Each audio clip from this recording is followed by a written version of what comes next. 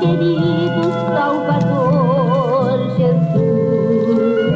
E de dia em dia, ele lia o livro da lei de Deus, desde o primeiro dia até ao derradeiro, e declarando e explicando o sentido, fazia o que lendo se entendesse. Está entrando no ar o programa Explicando a Bíblia. Apresentação, irmão Gilvan Silva. Deus.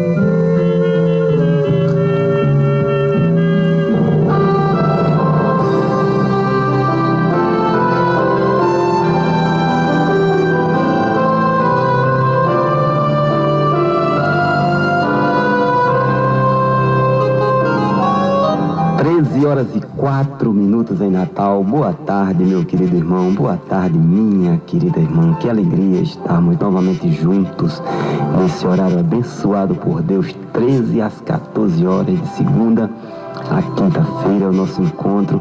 E é uma alegria ter a sua companhia, também a sua cooperação, tanto como ouvinte, como também apoiador e intercessor diante do nosso Deus. Estamos iniciando agora, às 13h04, mais uma edição do programa Explicando a Bíblia, neste dia 1º de abril do ano de 2014. O programa Explicando a Bíblia tem vários propósitos. Agora meu irmão, eu gosto sempre de citar, não me tenha por cansativo e nem por repetitivo, não, mas porque é bom conclamar todos a ler a Bíblia diariamente, de forma disciplinada, de forma temente, de forma anelante. Façamos isso aí e sejamos então vitoriosos, ou melhor, mais do que vencedores em Cristo Jesus. Hoje nós vamos iniciar a explicação ou os comentários do livro de Êxodo. Acabamos ontem Gênesis. Iniciaremos, irmãos, com a introdução do livro. Nessa introdução rápida, porém objetiva, a gente vai incluir uma apresentação panorâmica de todo o conteúdo do livro. Como sabemos, Êxodo é um dos livros que compõem o Pentateuco, portanto escrito por Moisés por volta do ano de 1400 a.C.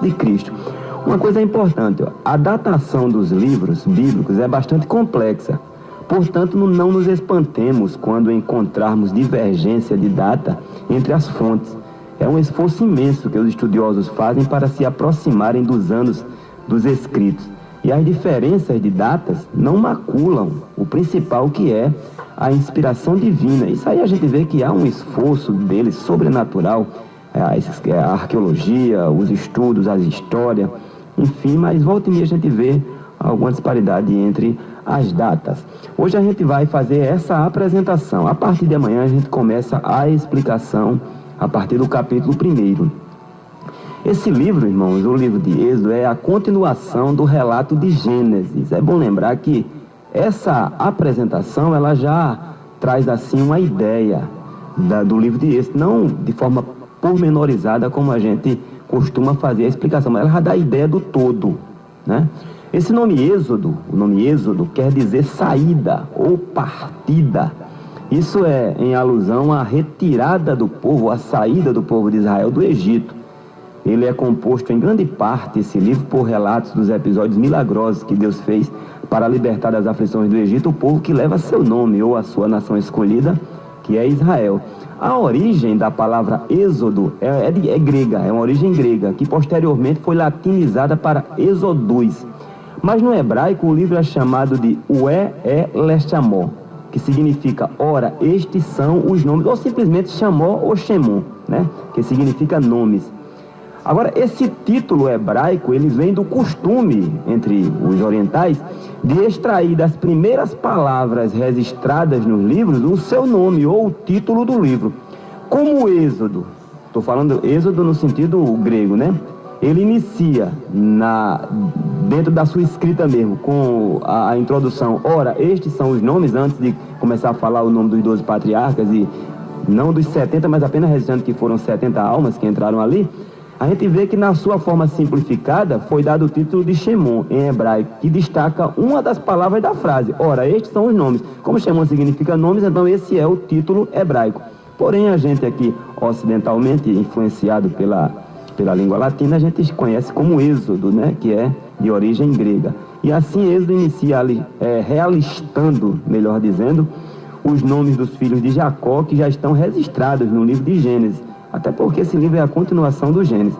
Então a gente vai encontrar 3 casos em Êxodo em seguida, onde Moisés ele faz um registro por escrito sob a direção de Deus, ou seja, ele escreve aquilo que Deus o orienta. A gente vai ver isso no capítulo 14, no versículo 17, no verso 14, naquela batalha ali em Refidim, que Deus pediu para que ele registrasse num livro para memorial. No capítulo 24, no pé do Monte Sinai, a gente vê também que Deus o orienta. E no capítulo 34, verso 27, que após a inscrição da segunda tábua da lei, é dada também essa orientação a Moisés, para que ele escrevesse. Uma coisa que eu preciso me apegar, até para uma questão de fé, de aumento de fé mesmo, é que esse particular não deixa a menor dúvida quanto à inspiração dos escritos de Moisés, ou seja, a inspiração divina. Êxodo cobre o período entre a morte de José até a construção do tabernáculo. Esse é o assunto de Êxodo, que o tabernáculo foi um santuário portátil de adoração a Deus durante o período das peregrinações no deserto após eles saírem do Egito. Em seguida foi feito o templo, aí não houve mais necessidade de o tabernáculo, né? Esse tabernáculo era desmontável, né? Uma vez que eles estavam como nômades, ia de um canto para outro em pagamento do mau relatório feito, né? Deus deixou por 40 anos ele no deserto. E os egípcios, eles costumavam permitir que estrangeiros residissem em sua terra. Era uma coisa comum, mas eles faziam questão de se manterem separados. Agora veja como é o trabalhar de Deus, porque isso motivou o Senhor a iniciar a formação de Israel através daquele núcleo, dentro da terra do Egito, que era a maior potência da época, uma vez que não era, e perdura até hoje, não é interessante que o povo de Deus se misture com outros povos ou se moldem aos costumes que confrontem as doutrinas do Senhor. Então era uma coisa assim interessante. Deus aproveitou uma coisa cultural dos egípcios para que o povo dele ficasse naquela terra, aproveitando os benefícios da terra, porém sem se misturar com os costumes da terra, porque eles não eram forçados a isso pelos próprios egípcios, né? O conteúdo do livro é bastante dinâmico, e esse dinamismo de Êxodo, irmão, torna o livro até fácil de narrar. Um resumo rápido, a gente pode fazer até em 2 linhas, um resumo rápido e simples, é que Deus comissionou Moisés, um membro da família de Levi. Este Levi foi o terceiro em ordem de nascimento entre os 12 patriarcas de Israel, para livrar o seu povo do regime da escravidão humilhante que amargavam no Egito por centenas de anos, e isso após um clamor da alma que eles dirigiram ao Senhor, que então os libertou, destruiu todo o Egito, consequentemente, os seus deuses. Já estaria explicado aí. Agora, os detalhes desta explicação a gente pode fazer aqui por cima. Em seguida, a partir da explicação de cada capítulo, a gente vai fazendo isso de forma mais detalhada. No início do relato, a gente vê a menção dos filhos de Israel que desceram ao Egito, né? Isso é uma questão de cunho geográfico, não adianta querer espiritualizar, porque o Egito está lá embaixo e Israel está lá em cima, no sentido espiritual, porque o povo de Deus é superior. Não, de forma alguma. O povo de Deus tem uma vantagem tremenda, é que tem aquela relação íntima, né, de comunhão com o Senhor. Então há todo um favorecimento, porque o Senhor é vencedor. Uma vez com o Senhor, seremos então vencedores também, né? As outras pessoas estão aí, são ferramentas, ou melhor, matéria-prima para serem feito povo de Deus também, né? Agora a questão da geografia que fazia com que eles falassem dessa forma. A ida para o Egito, como a gente já ouviu muito e falou muito no livro de Gênesis, foi motivado por uma fome assoladora na terra. E em seguida a gente vê o registro da morte de José, que é mais detalhada, não tanto, né, mas no livro de Gênesis. Com o passar do tempo surgiu outro rei no Egito, outro faraó. O faraó é um título, né? Não é o nome do homem propriamente. E esse faraó era de uma dinastia que não havia conhecido José. E quando esse faraó observa que os israelitas continuavam a multiplicar-se e a tornar-se mais forte, numa proporção extraordinariamente grande e maior do que os egípcios em termos de crescimento, ele adota medidas repressivas com trabalhos forçados para aquele povo e tenta reduzir a população, especialmente a masculina de Israel, ordenando a destruição de todos os meninos recém-nascidos.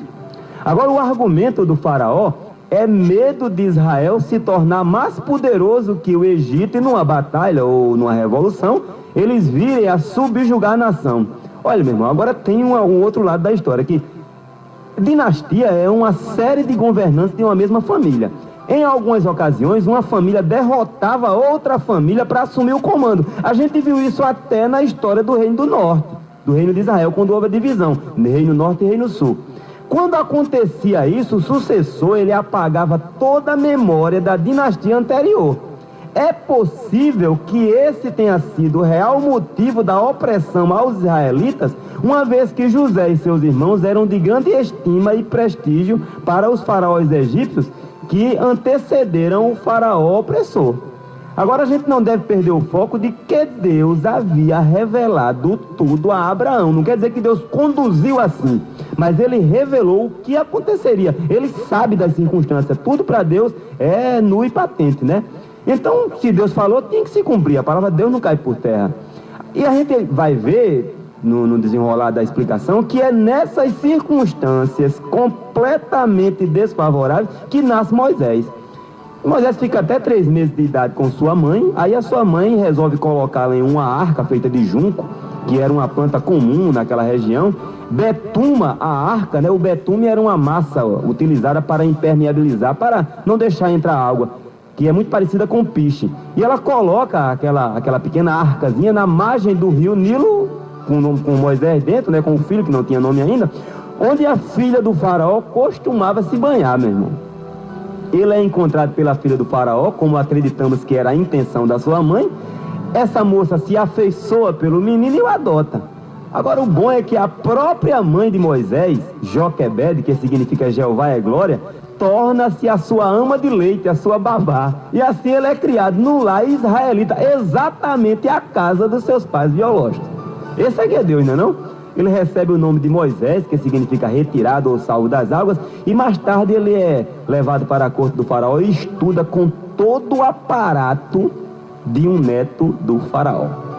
Veja se não é Deus bom, meu irmão. 13 horas e 15 minutos, ouçamos então o primeiro hino com a irmã Shirley Carvalhais, Seu Nome é Jesus.